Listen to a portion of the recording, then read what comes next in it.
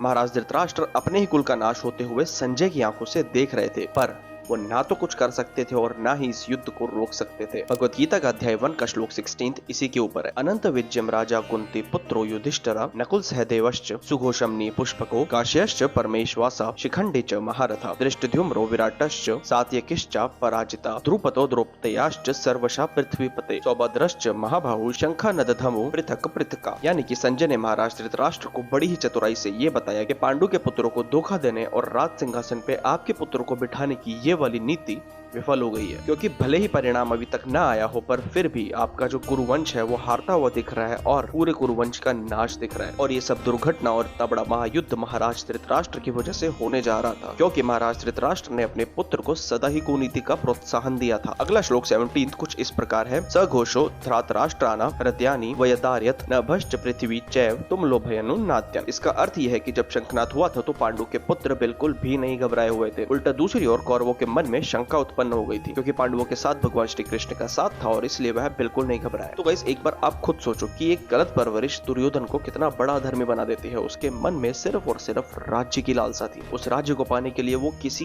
की भी परवाह नहीं करता था, वो किसी को भी कुछ भी कर सकता था। तो गाइस आप मुझे एक चीज बताना, मान लीजिए 2 घर हैं, उसमें से एक घर के अंदर एक बच्चा पैदा हुआ है और उसके पिताजी चोरी चकारी, अधर्म का साथ देना, मांस मदिरा खाना, ये सब कार्य करता है। वहीं दूसरी ओर एक दूसरा घर है जहाँ पर एक बच्चा पैदा हुआ है, पर उसके जो पिताजी हैं वो शास्त्रवत कार्य करते हैं, नाम जप करते हैं और सदा ही भगवान का सिमरन करते रहते हैं। तो इस सिचुएशन के अंदर कौन से बच्चे के ऊपर क्या संस्कार जाएंगे, ये आप मुझे कमेंट करके जरूर बताना। हरे कृष्णा।